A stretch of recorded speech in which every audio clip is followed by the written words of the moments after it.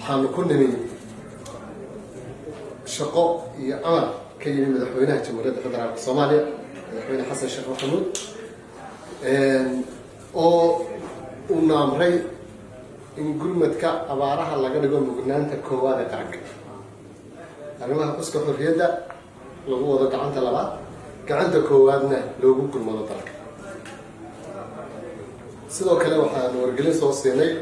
madaxweynaha stateka koonfur galbeed cabdicasiis lafta gareen waxaanu u sheegnay inaanu xudur tegayno markaan xudur tagnana aan gargaarkaa geynayno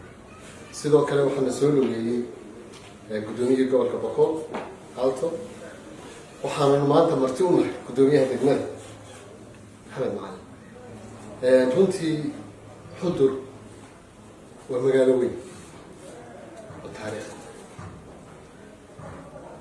duruufta hadda aanu dadkii aanu la kulannay ku aragnayna xanuun gaaraynu kusii gaartay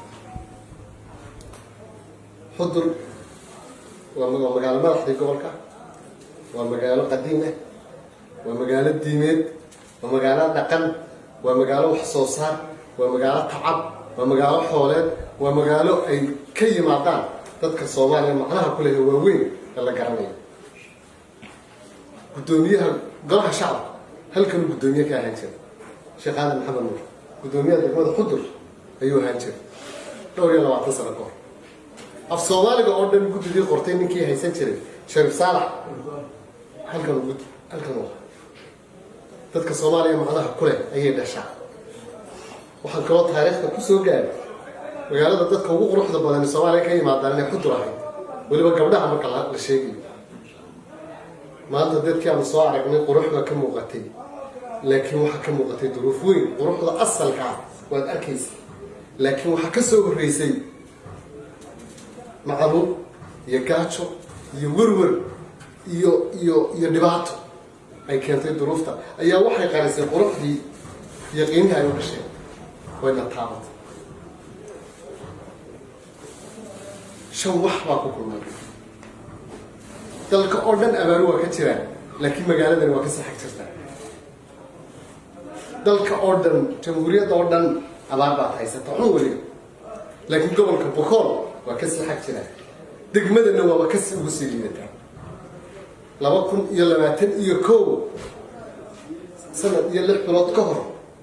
ayaan anigu golaha wasiirada keenay ajande aan leeyahay xudur ha loo saaro guddi gaar ah oo soo baadhay 12 sannadood waxa ay cunaqabatayntu u saarantahay rikoorkay ku jirtaa arkay guddi xaqiiqadeed oo feer federaal ah loo tiranay 12 sannadood magaalo kale oo Soomaaliyeed oo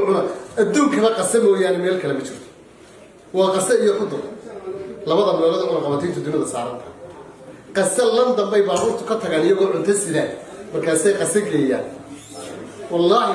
baabuurtu intay London iyo Paris ka dhaqaaqaan bay yiraahdaan qasal cunaqabatayn baa saaran markaasay geeyaan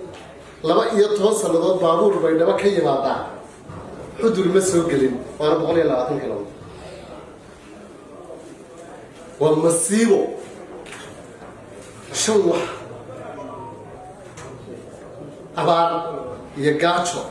iyo shuban hadda bilaabmay inuu kaloore yahay inuu shubabiyood yahay maan garanaynin colaad abaartii guud ee dalka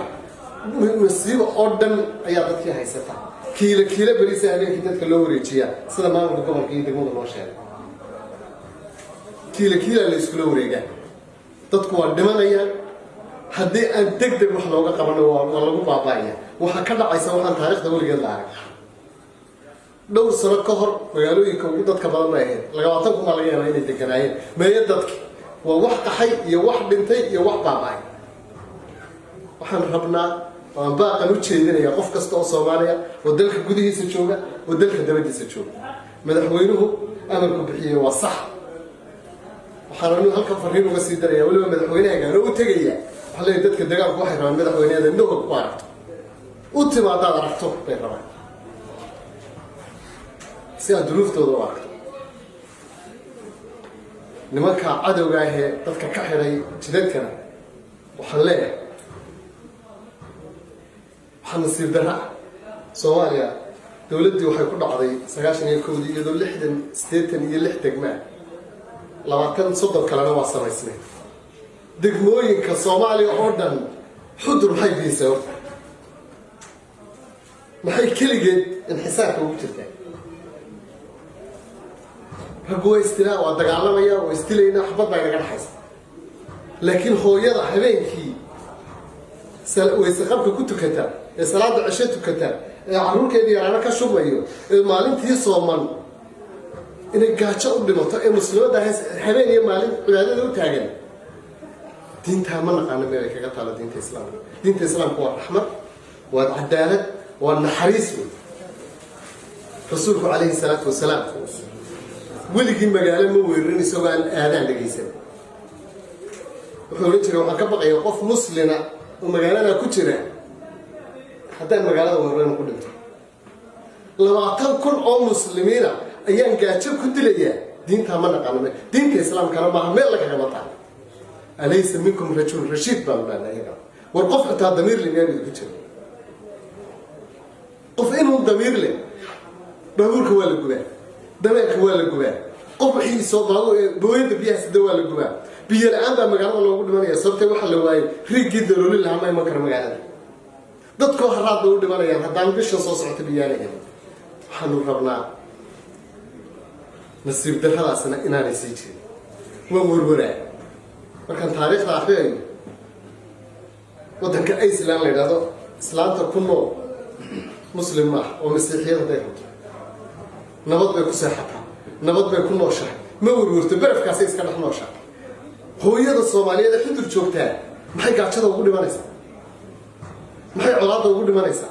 maxay ugu dulmantahay oo leeyahay diinta islaamka lagu dilay islaanta Iceland joogtaa ay nabadda iyo farxadda iyo kalgacalka ugu seexanaysaa damiirku aqbali karaa diinta islaamka ma ogola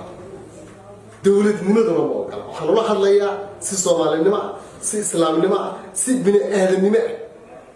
wardiinta islaamku gabadha ay ku gashay ay biyasiisay ay bay biyasiisay oo waa baahayn war 10,000 oo qof baa hada dhimanay mudba aqbali karo waxaan leenahay gurmad degdeg loo baahan dawladnimo ay uga baahan tahay state-kay uga baahan tahay dadka reer Boqol ee dalka gudihiisa iyo dawladdiisa joogan inay fadhiga ka kacaan u baahan yihiin kow isxoreeyaan laba isu gurmadaan saddex Soomaali baa qooda gaarsiiyay codkoodu uu gaabay waxaad u malaysaa radio baytariga ka dhamaa reer Boqol iyo reer Qudur lama maqlo qayladooda wallaahi hadday ka dhici lahayd waxa degmada ka jira degmooyin kale hadday ka dhici lahayd Soomaali ma maslaxateen والله ما الصومال صحته هدي دق ما كلا كذا عرفي وهم ما تكتشف غير قدر يغير بقول واجدنا والله قفا دبعتنا لوجنا فرجع هلا كعب نقول فرهين توقعنا مدحوينه هنا وجالسيننا رئيس الوزراء هو جالسيننا رئيس البرلمان هو جالسيننا صومالي هو جالسيننا ما أنت واحد يدين سنة معها وحكف لنا شعبك غير قدر لكن فرهين أنه سيدنا وحي كوين هاي تمضي على فرينتا أنو قاضينو يمسجك أنو ديرينو أيها كم معنا بدنيها تودي على يتلقون وحنا فرينتا إذا 2 مليون أصلا عليها هنا يركان وردتك بيلا آب ودمانيا وردتك الشوار يعرف نظره ودمانيا وردتك حلبة ورمسوا قال كورونا بتقول يدره ودمانيا عدو بيميل كستكيور يكسب وردتك بير ما حيستان بيرو دول بابين تدك قاتش ودمانيا وحي عمر ما حيستان هولون بيبر ما واحد داونا ومضى أنت على إنه دوشي نكون رقمته ده الكوردن حالة إمرجنسي وكتير وعارين وأساسي كلا الدنيا حرب محل كان اللي قبل عبو ما ضحى محل كان تبعته لقرمتكم موقضه إن شاء الله هنا تتكلم بالبادي وأنا بالبادي هنا عادي اليوم غتسلكي إلهي واحد كرتشين يا يعني رب خير قبع عركوا سبيه وأنا قاعد كي ضرورته لكن وإن اسكت الشنا وإن إنه قرمت كبدنا وإن إنه نقلنا أمة عن يدور نور دمان يدور نور عن دمان يسوي تاجر قرمت كوالدنا مقالون كي كلام تبدون إن شاء الله يبغون يستيقظ كلام معلومة صوص عطا سيدو كلام باقنا ووالدنا لكن ما الجارة من عقد على مقالنا maadaama ay duruufaheedu gaarsiiyihiin oo ay abaaraha waxaa u dheer col iyo biyo la-aan iyo masiibooyin kale oo dabiici ah u dheer iyo 12 sannadood oo waddooyinku ka xidhnaayeen intaasaa u dheer gobolkan iyo degmada bahda miyiga iyo warbaahintana waa salaamaya reer Xudurna waxaan leenahay idinkama maqnine reer Xuduro reer Bakool